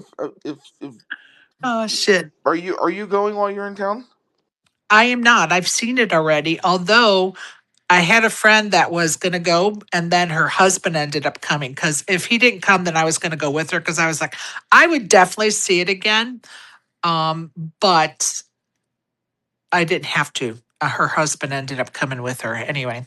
Okay, well, It's worth seeing. I'll let her know it was that much worth it to you, and if she wants to go, I don't care, but I know, I don't honey. want to I go. know. I hear you. I hear you for sure. And we all know, that would kind of be fun if we all went to see Rocky Horror Picture Show when we're in town next year. Like if we went as a group and got serious about, the costumes and props and whatever. Come on. Who's down? Oh, see that now that's a show that I would love to go see that. Yes. All right, go ahead, Isaac. I see ExecDec is saying yes too. We're in. Listen, it's all fun and games until I dress like Tim Curry. That's all I'm gonna say. Let's go. Come on. Come on. It would be so fun if we did that as a group, you guys. Oh my God. So fun. We could make a whole day of it, get dressed up, go out for lunch, go to the show. Oh, go play poker somewhere afterwards, all dressed up. I'm in. Seriously, imagine we Yeah, it's get Dr. a one-handed Frankenfurter, table. by the way, not Tim Curry. Is Doctor what? Frankenfurter. Yeah, you're right, Jeff. That's right. My Don't ask me because you know damn well I don't know the damn name. bad. Oh my God. How fun would that flippin' be, you guys? Love that. Anybody got anything else they want to bring up?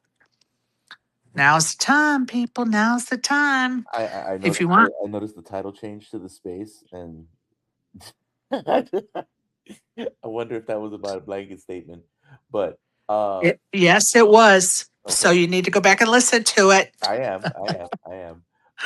What was I gonna say? Funny enough, I was actually like combing through the timeline, trying to get more insight on a bunch of stuff. But yeah. So what's the stream today? What's being streamed today? I'd imagine ladies' Final event. table. Yeah. Ladies' final table. Okay, dope. All right. I already saw who won the PPC. What's And the next that's a big stream? What's gonna be the next big stream after the ladies? I wonder. pull up your Poker Atlas and look at the schedule or your WSOP app and look at Oh, the. it's on the WSOP app. I have not.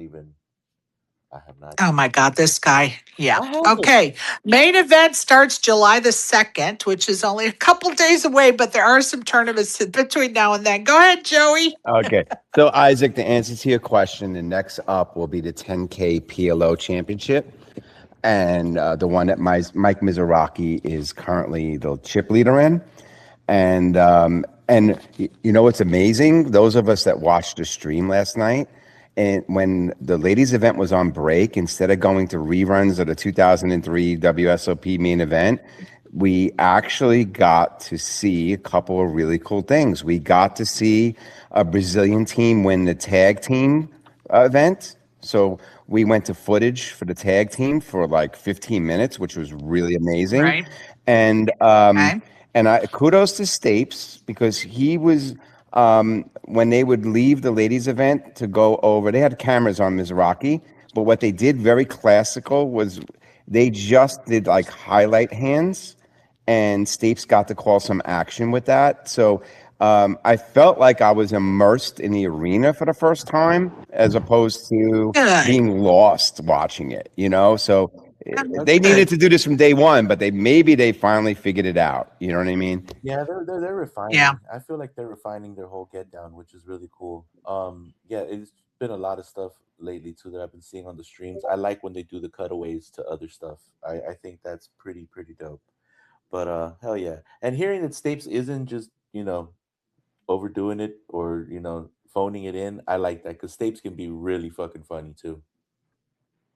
He can. I guess I missed that part. Anyway, let's talk about some of the positives Hey, that are going. Let's talk about the positives. We talk about the negatives. I want to focus on some positives that are going on at the WSOP, so or around it or whatever. So we see improvement with the coverage, is what I'm just hearing. What else, people? I would say Caesar's Eats program is a positive that you can have food delivered to your table. What else are positives going on around or about the You WSOP? can park and get in and out. You could valet now. Like, well, I don't know what happened, but all of a sudden there's like no bottlenecks anymore. Well, I don't know if we can give. I'm going to tell you the test of time is going to be the main event day one. Because there are still mumblings about that parking. I think there have been improvements. I'm just not sure we're all the way there yet, but we are going to give kudos for improvements for parking for sure. And be reminded those valets are going to really be open and shut, so to speak, to folks that are like 7-star level or only or above, whatever, because they're just run out of space. And that's going to be day to day. Today, you may be able to valet, and tomorrow they'll be like, nope, you can't valet if you're not a 7-star. So you really just have to roll with the punches, as they say. Okay, Isaac, something positive about WSOP. Something positive about WSOP. I will say that I like the new WSOP store. I want to visit. Okay. I do love that. It's going to be there 12 months a year and it's anchored there now, not just when the WSOP is there. So very cool indeed. I would also say the new soundstage. It's beautiful. Like I have it not is seen it in really, person, but it looks really dope. The Thunderdome looks good. yeah, yeah, it's beautiful. And I also want to say, I think the hires of Jeff Platt and TJ Reed are a big positive for the WSOP Yeah, for I sure. 100% agree. Jeff Platt is definitely the one. I was gonna say maybe Jeff Platt's the one who solved the parking, but yeah, hell yeah. I know he's been on the case because he's tired of getting the tweets about it for sure. Okay, ExecDec, if you can hear us, positives about the WSOP because you just finished playing at it. Well, the event was run really well. Didn't have really any hiccups. I second the WSOP store. That was great. And one thing I was really happy about when buying some stuff there were the prices. They didn't gouge you, and prices for a T-shirt were pleasantly surprising. In the $30 range. So you usually Awesome. see something that might be that hyped up and brand new, really high price. So that wasn't the case. I was happy about that, and coverage is good too. So not a whole lot new for me, but that's what I like about it. Awesome. Appreciate that for sure. Um, Trampy, any thing you can think of that's positive with the WSOP this year? Yeah. Shout out for hiring Joe Stapleton. Stapes. Very good. Yeah, I love Appreciate him. that. I think he's pretty funny. He's been doing this thing for years with Poker Star, so it's cool to see him over here. I guess on this side of the pond because Poker Stars really doesn't mess with us the way they used to. But Oh yeah, shout out to Right, Scrapes. right. Okay, thank you for that. Who did I miss? Barry, did I ask you? I'm sorry if I just don't remember. Barry, Uh, positives. yeah, positives. It's kind of like the same reason I go see all these 80-year-olds in concert, for the nostalgia, the camaraderie, and seeing all the old friends and shit. I mean, honestly, Phil Helmuth should have followed through with his threat about taking a flamethrower to the place. But that being said, yeah, that's all. Appreciate that, ASG. Can I just say Gentilly again? Yes, absolutely. You could say Gentilly in the booth, Miss Tilly. She is awesome. I just love her. I'll never be upset with no matter what she's doing on screen, in the booth, at the poker table. I just appreciate her and the person she is and the ambassador she is for poker. Love it. Okay, did I miss anybody? Because I am tired, you guys. I think, Joey, did I ask you, bud? Jen Tilly needs to get more screen time. I'm just gonna say that. I love it. Yeah, Excuse me, Joey, I how did. about you, Yeah, I bud? said about the footage, how it actually felt like I was Oh, yes. immersed in it. Okay. Yes. Okay, thank you. I just think it's kind of good for us to remind ourselves that, you know, there are a lot of good things happening at the WSOP. Yeah, the things that aren't working that great, of course, get our attention, right? And everybody likes that gossipy stuff about what's going on with the dealers and, four card flops and whatever. But there are, something positive is there are a lot of dealers doing it right and doing a good job. So we can't leave them out of the equation. And there's a lot of staff members working really hard on our behalf that we can't forget about and just dismiss. Are some of them making mistakes? Yes, they are. But there's a lot doing it right. So we can't leave them out. We got to give them kudos as well. So just wanted to have a little discussion about that today. And for the record, if you didn't see the little video I posted about my granddaughter hunting rabbits, I highly recommend it. Go ahead, Brandon. I was just gonna ask. I think it was the ExecDec that said the WSOP store wasn't overly priced. I walked past it yesterday. I didn't get a time to stop, but I just figured that it would be overly priced, like $100 for a sweatshirt or whatever. But it if that's true, it's good to hear that they're not overly charging for stuff. Right, right. Well, and let's not forget, we are poker players and we're cheap.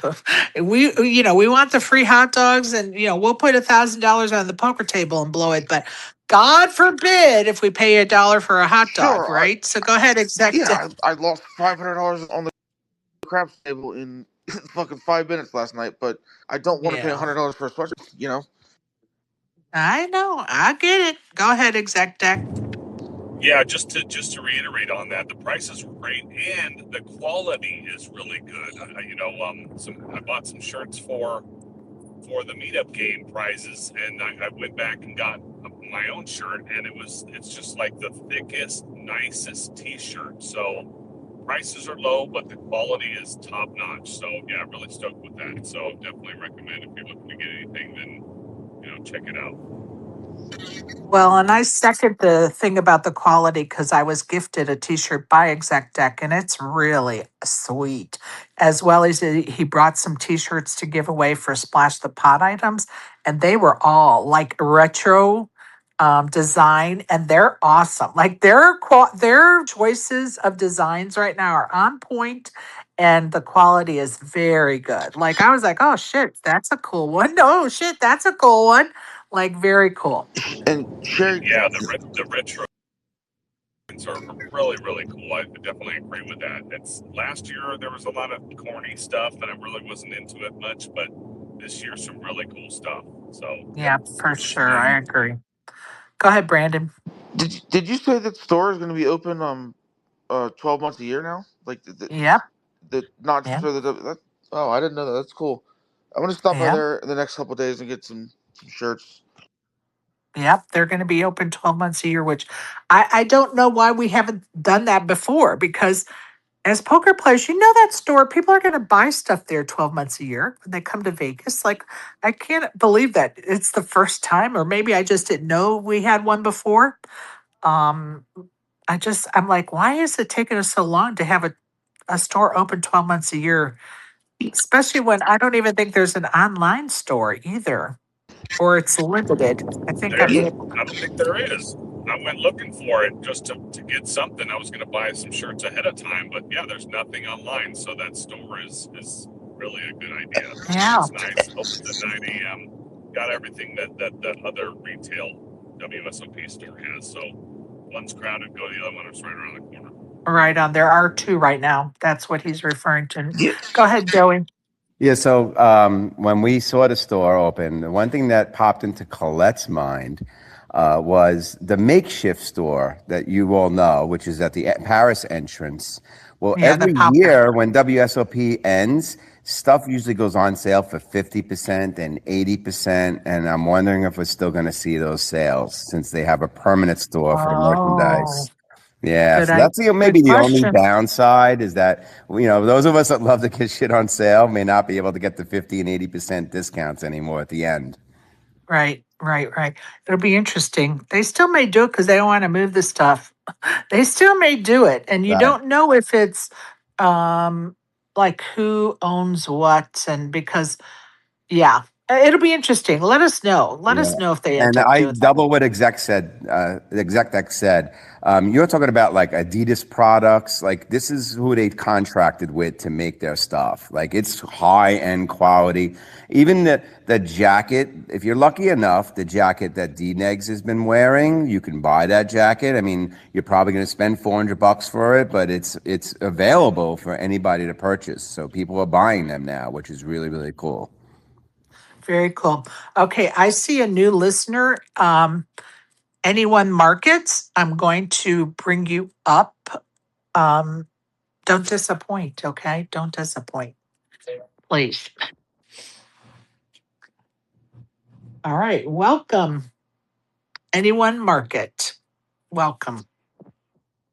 Thank you. Thanks for having me. I love poker. I actually used to play professionally. Awesome. What would you like to contribute to our conversation this morning? Well, to be honest, I've only been to Vegas once, but it was amazing. I had an amazing time. For the most part, I was playing at the casino in Barcelona, which is basically the Vegas of Europe. I like to think it's the Mecca of Europe. I'm sorry, you cut out after the word Mecca. Yeah, Mecca is like the capital of.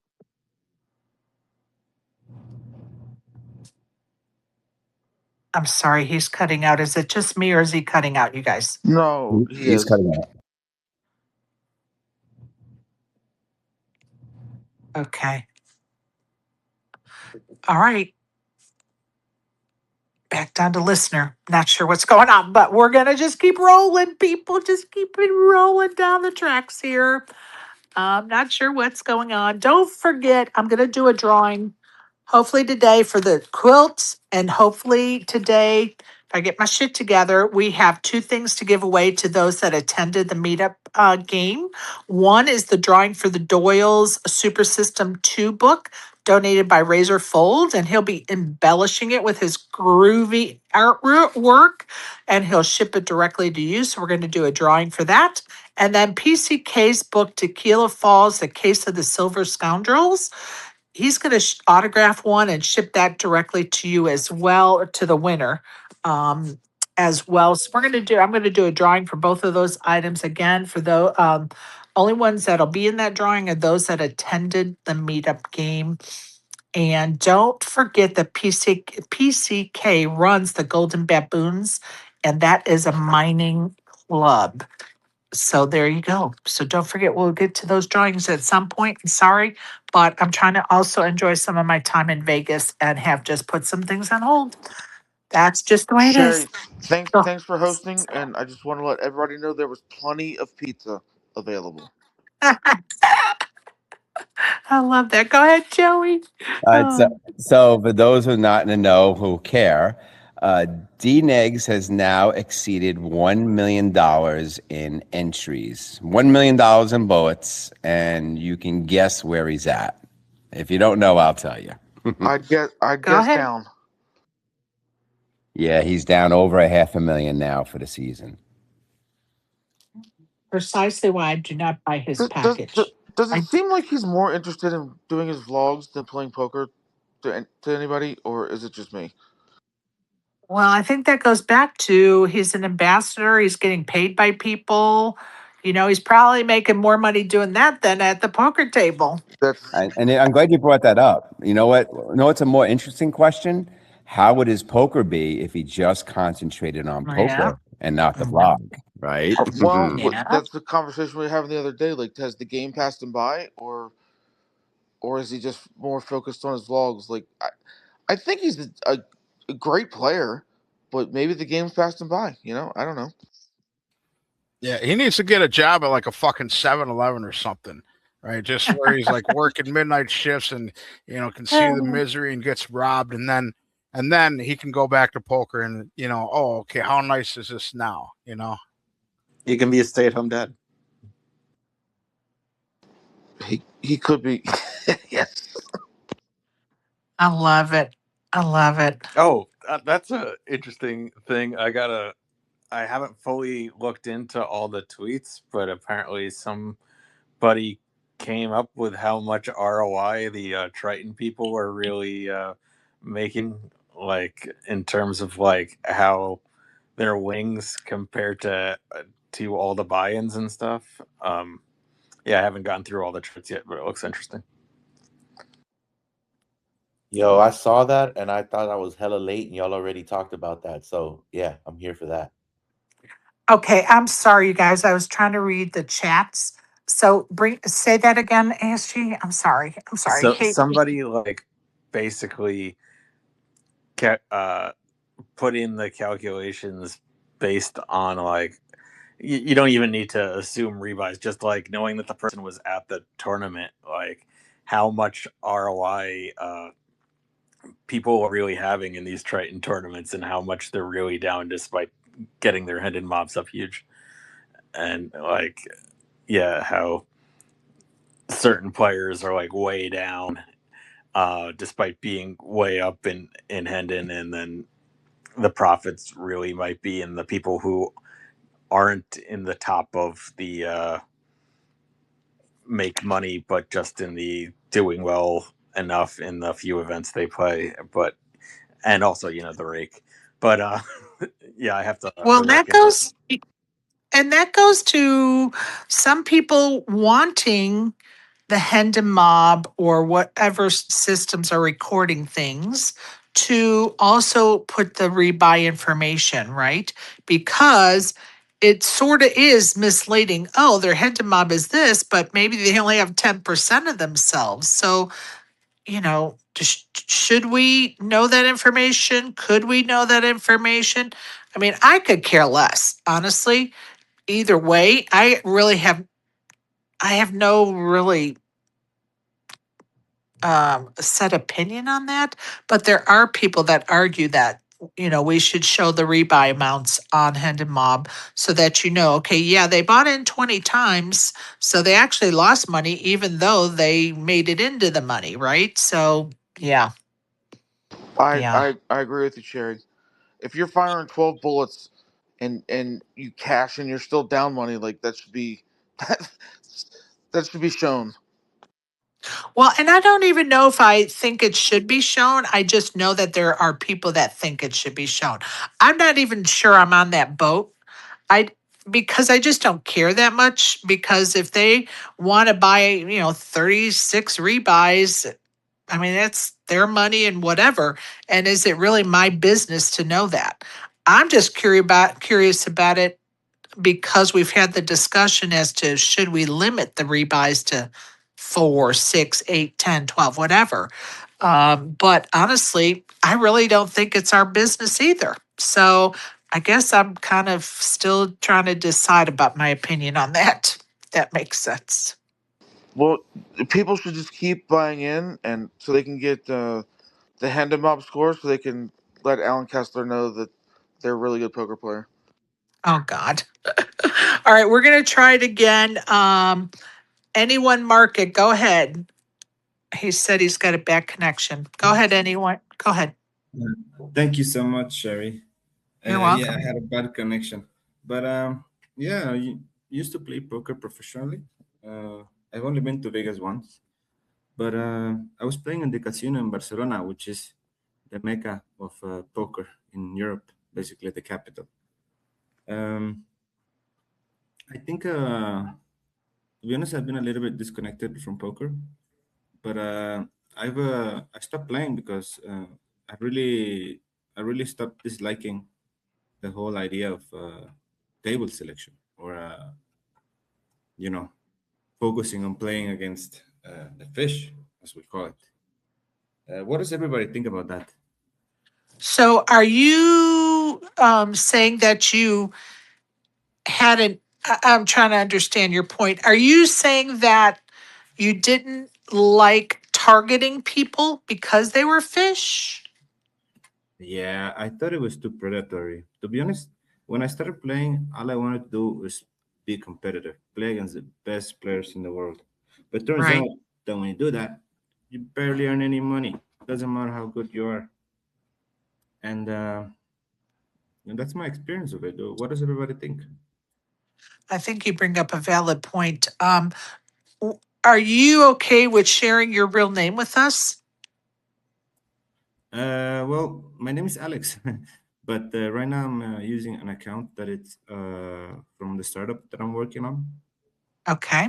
No Um, problem, Alex. I just, it's for me, I just like to know who I'm speaking to, and just first name basis is not a problem. no worries, What do sure. you think, what do you think we could do differently so that it, the rake is what's killing all of us, right? And what do you think we can do differently so it's not so predatory? Because people's, they're trying to pay their light bill by playing poker. And of course, I'm of the mindset you should have a real job and play poker on the side. But, there are people that are trying to pay their light bill by playing poker, right? And so, what do you think we could do differently that to get the predatory angle out of it? Well, to be honest, Sherry, I've thought about it, but there's not so much that we can do. Unfortunately, poker is a game that really the only thing that it produces is entertainment for the people that are playing it. And I started playing because I thought I would become a millionaire by playing it, and it went well because I had a lot of experience. I studied the game, but I actually started making more money when I stopped playing poker and focusing all those amazing skills that you learn while playing poker into things that are more productive. So don't get me wrong, I love poker. Right. It's taught me a lot about life and strategy wise. But yeah, I mean, And I think you bring up a lot of valid points. We talk about it often in our spaces that you get, and I'm just gonna just pick out one demographic. You get some of these young kids who will go drop everything they own and move to Vegas on the dream of becoming a professional poker player. And in 6 months, they're broken headed back home to mommy's basement. And it's not because they're horrible at what they're doing, they just don't know until they go out and try it that there's way more to it than just go out and live this pipe dream. Like you have to have some bankroll coming in, right? You got to have the bankroll coming in. And, I always say when somebody talks to me about doing that, if you have a job in Vegas, yeah, move out there. Move out there. Now you have a job there, and then you can play poker on the side and work on your skill. I'm all about supporting that. But dropping everything and moving out to Vegas on a whim, unless you are, you have a trust fund, I don't think it's a good idea. Are, is Spain your homeland? so basically, right now in Mexico City, I moved Okay. here after I stopped playing poker. But yeah, poker is actually extremely difficult in my opinion. I mean, I don't know. Maybe some of you have heard that there's more ways of shuffling a deck of cards than atoms in the universe, you know? Right. Right. I think I was very lucky in the sense that I started playing poker when I was 17 or 18, and I had the background of being a chess player. And when I compare both two games, actually, the computers were able to beat the best chess Right. players in the world before Right. Right. before poker, which makes poker a very hard game. I personally, I had to go all in on poker. I was very passionate about it, and I didn't have like a plan B. You know, I didn't have a second job. And I think that's the way to do it. But there's also other factors that will allow you to be successful. Right. Go ahead, Joey. Alex, I really appreciate your perspective, and but I have to say this: you can't feel bad about the fish and predatory yada yada yada. These are people who are paying entries who want to be challenged, and if we water down our skill or feel bad for them, we're doing them an injustice, because if they win because we're letting them win or we don't want to unleash it on them, they can have a false sense of security that they're good. So there's nothing wrong with it's a competition. There's nothing wrong in playing to the best of your abilities, even if that means beating up on fish. We're all fish at one point, and that's the only way the game gets better, is if we challenge even the newbies and the people that don't know what they're doing, because they'll have no choice but to either find another sport or get better. Does that make sense? Yeah, I actually really like the way you put it. You're making me feel better. Maybe I'll go back to playing again. Thank you. You're welcome. Okay. Anybody else have any comments on the topic for our new friend Alex? ASG? Yeah, just you know, I think the predatory. I mean, there's different versions of predatory, but I think that's more true in cash games than tournaments, because in tournaments, the field is open. You can't dodge the pros or whatever. You're just playing whoever's entered, as opposed to cash games where they're like built around people and stuff. But yeah, at the end of the day, that's the whole point of the game, is that you're over the course of time taking money over the people less skilled than you. So I mean, it just depends on what level or whatever you think of it as. Yeah. Thank you. Barry, any comments?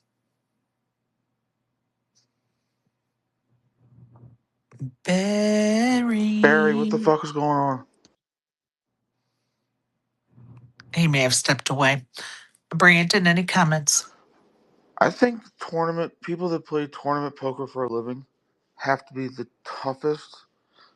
mentally toughest people on the planet, because you can play for 8 hours and in a $600 tournament and bubble, and you get $0. I don't know how they do it, and I have a lot of respect for them. It is not easy. It is not easy. ExecDec, if you could still hear us, do you have any comments? Nothing specific, nope. But if you're asking for closing comments, good luck to everybody that's playing today, and again, appreciate all your hard work. Love that I got to be a part of it. Well, thank you. I definitely appreciate that. Isaac, any comments for Alex? If you love poker, don't stop playing. I like it. Excuse me. And of course, it's also about perspective, right? So, we're there to take someone else's chips. And I get it, because I've been at a table before in Vegas and somebody buys in short stacked, and you just know that that is their food money or part of their rent money, and they lose it within 15 minutes, and you can see the anguish on their face.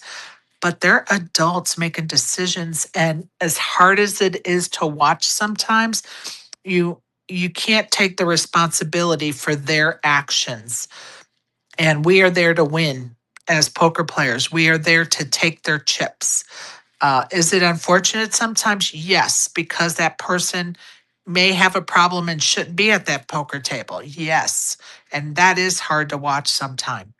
But we also have to know that that's part of the process, unfortunately. Alex, anything else you'd like to bring up? Well, I guess the reason why I got that perspective is because I started meeting a bunch of people that had a problem gambling. In the beginning in my career, I would not talk to anybody on the table. I would just sit down, play my game, All and right. focus. But then things started to get a little bit boring, and I started to chit chat with people, make some friends, and after a few months, I started becoming friends with the people that I was playing, and I started feeling like maybe taking money from a friend is not the best thing, and that besides people having gambling problems, I lost the hunger, the competitivity, and that's why I stopped. It's understandable. Like, I get it. I totally get it and respect it as well. Because that's your human side, right? That's your compassion, your empathy. I get it. I totally get it. And we have to respect you for it because you saw the greater good. We talked about that earlier. Like you saw the greater good for mankind, and felt like the greater good for you was to step out of it and not be a part of that. So honestly, kind of kudos to you. Welcome, cool chick. How are you, lovely? Hey guys, hope y'all are doing great today. Um, I'm in the same as most everybody up here. Like I'm probably the biggest fish in this room too. You all would probably whip my ass, but at the You're same so time, funny. Oh my at the God. same time, like if I was playing with you guys, cash game, tournament game, whatever, and I knew that you took it easy on me, I would be so pissed. Like I wouldn't want that win. And Right. if you don't take their chips, somebody else at another table is going to. Yeah. So they put themselves there. They're adults. They need to take responsibility for their own actions, and it's not. And also think about this: they may have seen that you are a kind, good person, and they may have told you whatever story they wanted to tell you to make you feel a certain way for them and hope that you would take it easy on them. Like there's people that you never know about. Like you could be friends with someone and get to know them, and like it end up like they were not what they you thought they were or what they pretended to be. So Lord knows I could testify to that statement. Go ahead, cool chick. amen. Same here. But if you have it sounds like you're a skilled poker player and you enjoyed it, like just you should totally play again. Like don't feel bad about somebody else losing just because you are a better player at or better crafted or skilled at something that you enjoy doing. Thank you for those comments, cool chick. I'm looking at ASG's picture. Thank you for those comments. Go ahead, ExecDec. You know what? You're so right, cool chick. If you don't take their chips, someone else will.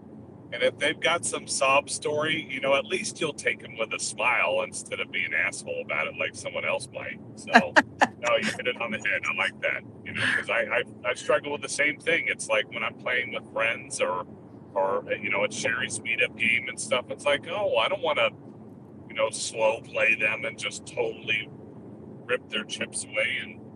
But that's always been an issue for me. So I guess it is what it is. But when I'm playing with a bunch of strangers in the WSOP, oh man, it's so much. I have so much more focus and fire to be predatory. And Well, let me just say that. Oh, sorry. let me just say that Go ahead. I definitely had a big smile on my face every time I took Joey's chips the other night, and then I had the pleasure of taking Dib's chips, and he still hasn't been in his face because he's still playing at the WSOP. So good luck to him. But I'm gonna poke fun at him, and because I got some of Dibs's chips the other day too, which you gotta smile about it. Go ahead, Joey. Yeah, and Kiwi Chick and Alex, one way that we can soften the blow is if we're playing cash and we scoop a pot that we just feel like is a Hallmark card, like a gift, and we feel bad. Share it with the dealer. Just over tip the dealer. And it just makes it feel so much more justified, if that makes sense. I don't know. I couldn't have been happier that I took Wolfie's chips at the meetup game. I was very happy about that, and he's gonna know about it for the next 12 to 18 calendar months. Speaking of Wolfie, stop putting in the fantasy league stuff that doesn't have nothing to do with it, dude. Go. Come on. Come on.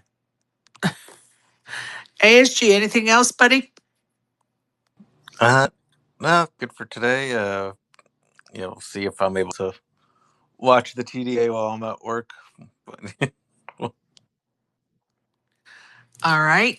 I think you guys will enjoy the little spiel I wrote about the us changing our telling the TDs that they have to call a ladies tournament a women's tournament. I mean, it's so stupid to have this conversation, but anyway, I think you guys will appreciate my take. At least I hope you will, of what I'm going to read on that topic. So I'm looking forward to it. Linda Johnson, the first lady of poker, will be heading up that discussion as far as I know. So looking forward to it. Looking forward to it. And do we really want a TDA rule that tells a operator how to name their tournament? Come on, get the hell out of here. Get the hell out of here. Okay, around the horn. We're going to go around the horn to see if anybody has anything else to bring up. If not, I'm getting off this space so I can enjoy my last few days in Vegas. Sorry, yes, I'm being selfish. It's about damn time.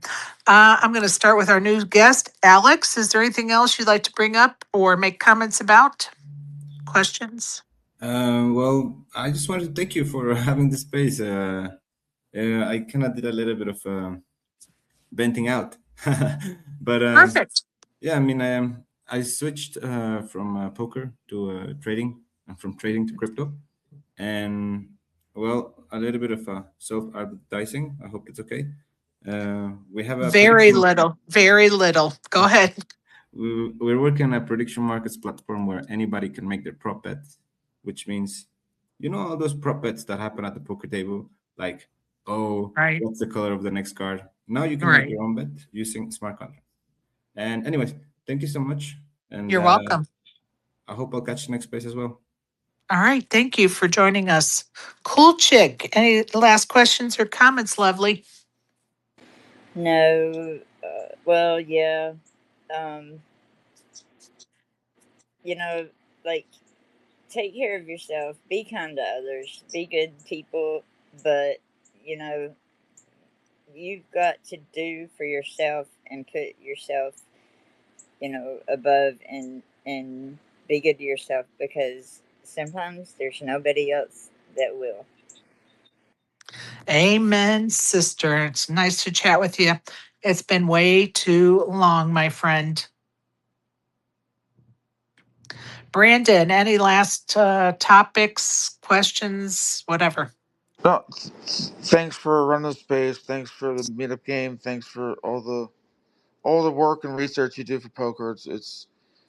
It doesn't go unrealized. Just to let you know. Thank you for your kind words, Brandon. I appreciate you for sure. ExecDec, any last questions, comments? Now is your time. Not a whole lot specific, but yep. To second that, you're a great ambassador for the game. You're a great person, and happy to be your friend. I appreciate that. Appreciate our friendship.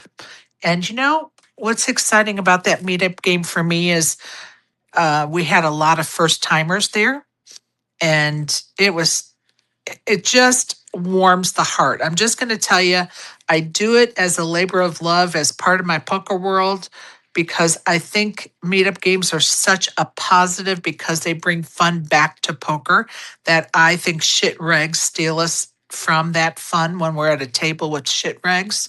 So let's keep doing them, you guys. Let's keep doing them, making, poker fun for ourselves, for sure.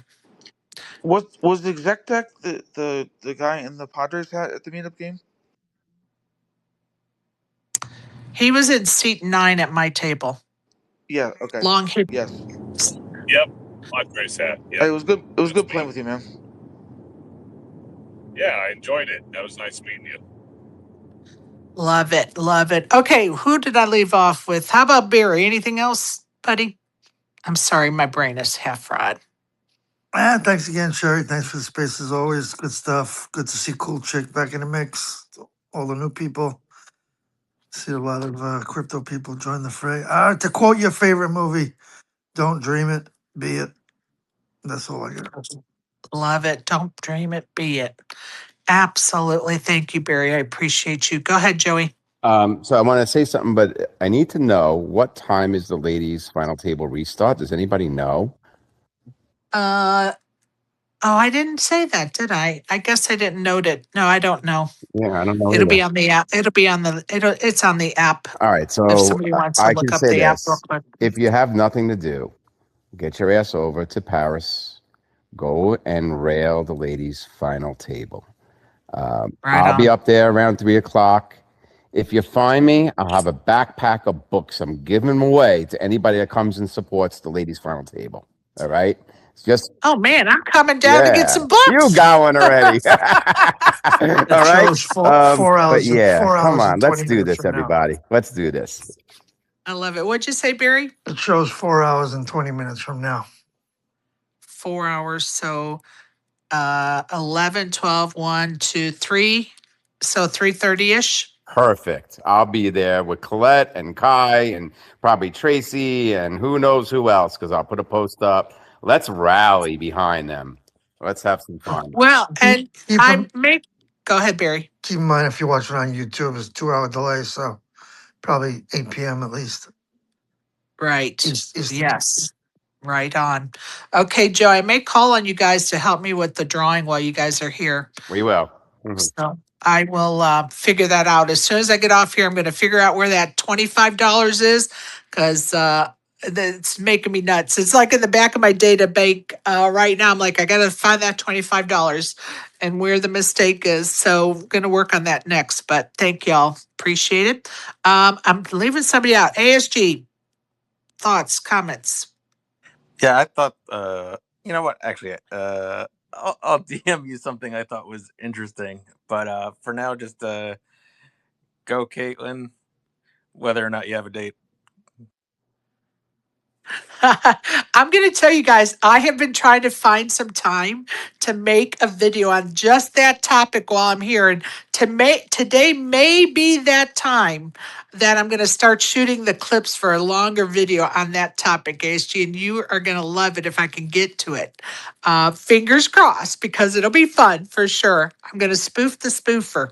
Isaac, are you there, buddy? Any last thoughts, comments, questions, topics? Sure. Well, first off, thanks to everybody who joined. Glad to see a bunch of the gang in here as always. Love all of y'all. Cool chick. You know you my gal. It's good to see you, love. Yeah, but besides that, hope y'all join us tomorrow. Same Sherry time, same Sherry place. Oh my God. It's so funny you said that this morning, because, and I appreciate your words. Thank you so much. For some reason, if you look at, it may have deleted now because I had to get rid of the link. But for some reason, when I created the space for today, I put down a 12 o'clock starting time. And it was like 3 minutes before we were supposed to start. And I was like, why is it saying, share this space? And I looked, I was like, oh my God, I put in the Eastern time of 12, which is the time I do it. at home, but I'm in Vegas, so it would be 9 o'clock, Sherry. So I had to scramble and delete that space and then create this one. Like with 2 minutes to airtime, I was like, oh my God, like this is not the morning for all that. But anyway, it's funny that you brought that up. It's, full circle, full Yeah, circle. I I appreciate. saw that. I saw that when the space when I joined, it said "oops," and I was like, "Oops!" Now I know why.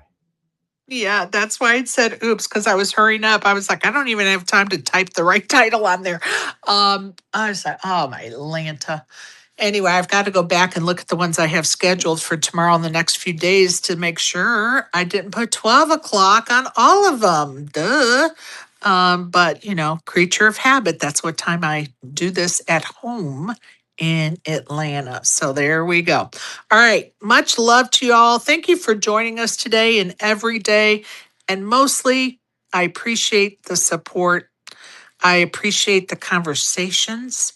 I appreciate even our arguments or our heated discussions because without them, we can't grow as people. We can't grow as a poker community. That's what it's all about. Respectful conversations, heated conversations. And guess what? We come out the other side better for it. And I love it. Love the passion for sure. But remember, we always have to be respectful. And of course, we're not seeing that the last few days in some chats and tweets. And, let's not be some of those people. Let's not fall into the trap of, oh, well, if they're going to say that, now I'm going to go on there and say this, because now you're stooping to their level, rise above their level. Be better than them. Don't go down to their level because you'll never win at that low level. I appreciate all of you. If you're on the felt today, good luck. If not, go out, touch the grass, watch the sphere from afar. If you're in Vegas, if you're in Miami, watch the guitar. Do something outside. Get off of social media. Go do something with your family members. Have some fun today outside of social media. Shut it off. Turn your phone off. Love you all. Appreciate you all. And we'll be back at it tomorrow, right before the TDA Summit at the ARIA, or I should say Poker Go Studio. Much love. Have a great day. You get a chip, and you get a chip, and you get a chip.